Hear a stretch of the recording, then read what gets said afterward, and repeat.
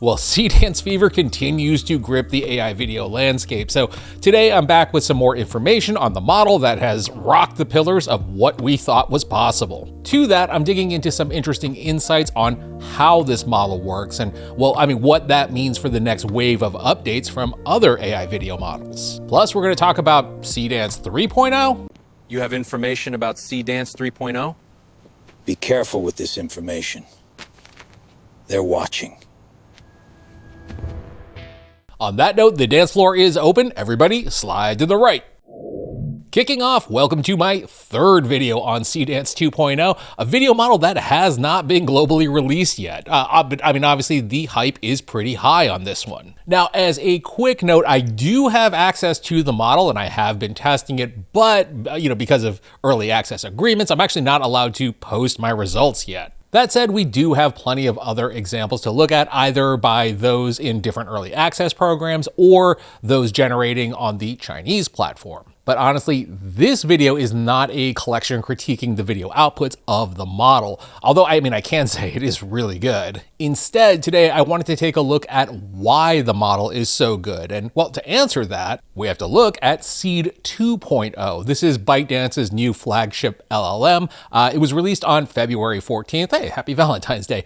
2 days after Seedance 2.0. And look, you guys know me, I am not a benchmark pro. You can prove anything with numbers. 70% of all people know that. But in terms of its performance, it is considered on par with flagship models like GPT 5.2 and Gemini 3 Pro. But the really important part here is that Seed 2.0 is doing this at a cost 10 times cheaper than Google or OpenAI. Now, you might be saying, well, that's the large language model. What does that have to do with video generation? So put a pin in that. We're going to circle back to it in just a minute. Now, kicking briefly over to the Google side, we do know that Gemini 3 is kind of the brains of Nano Banana Pro, or to put it more accurately, Nano Banana Pro is Gemini 3.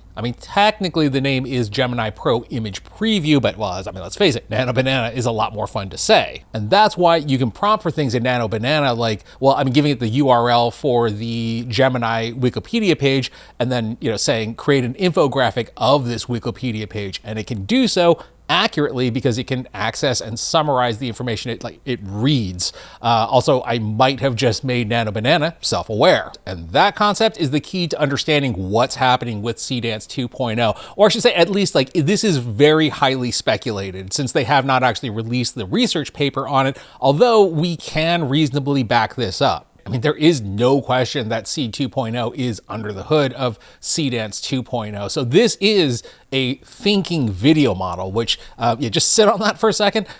It's a thinking video model. That's wild. Now, I'm not going to get overly technical here. And again, this is extrapolating what we know about Seedance 2.0, as well as what we know about Seedance 5.0, the image model. And that's where we do have some insights into how this model works, as they describe it as a unified multimodal generation model endowed with deep thinking and online search capabilities. So again, just to kind of break that down and simplify it a bit, it's doing the Nano Banana thing in that, it can understand multiple different inputs, be it text or images. It can then think about what you're trying to accomplish via your text prompt, and then any holes in its knowledge, it can go online and look those details up. But the crazy thing with Seedance 2.0 is that architecture extends out to video generation. And I can report that I've seen it in my own generations.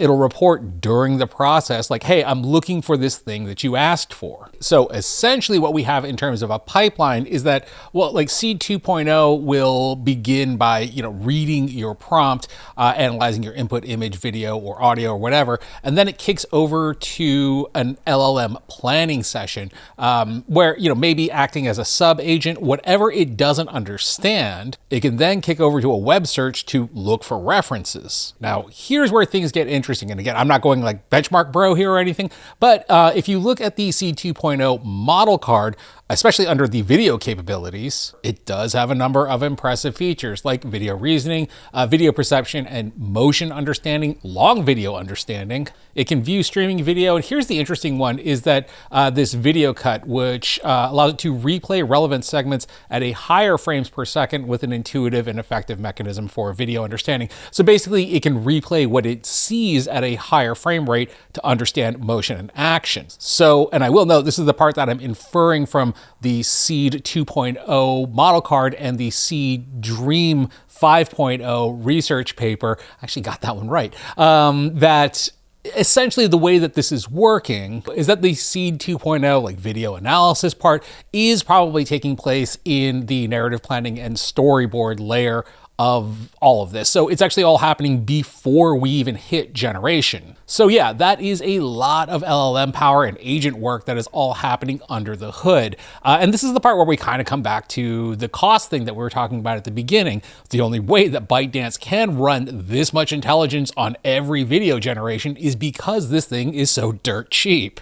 Since the mini version of Seed 2.0 only costs 3 cents per million tokens, that is a structural advantage that makes a thinking video model possible. Now, given that, I mean, obviously the big elephant in the room here is that Hollywood is, big mad at Seedance right about now. I'm not gonna get too deep into it. That is a whole video unto itself. But, I mean, obviously a lot of key points of their argument are based around, the training on films and TV shows. And look, I'm not saying that that isn't in there. I mean, ByteDance is TikTok. So, I mean, if you can think about every movie clip you've ever seen on TikTok, sure, that's in there, plus like 1 billion people dancing and every other random TikTok video you've ever seen. I do want to point out that while TikTok does have kind of a staggering amount of video data, it really is still a drop in the bucket compared to YouTube. YouTube is, well over 800 million videos, most of which are long form. So when it comes to like just sheer amount of video data, I mean, YouTube is still king of the hill. Now, all of that said, all of that video data might soon be less important than you think it is. So something we do know is that Seedance is using retrieval augmented generation, or RAG. So what ragging is, and you know what, that's a joke for the late night show,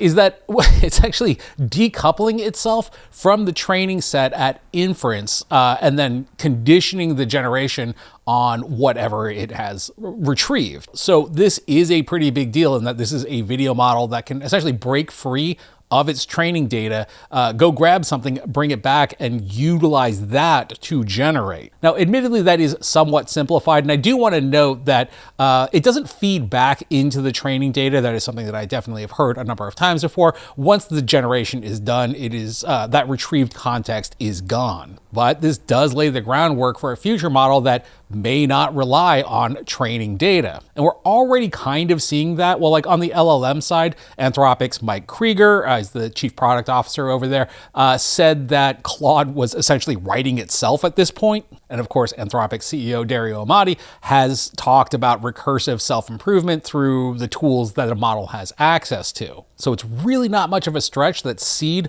given its full stack of tools, or really any other frontier lab, could potentially do this for video in the future. Yeah, a video model that isn't relying on training data, it just watches stuff and learns from it. Now back over to the Hollywood side of things.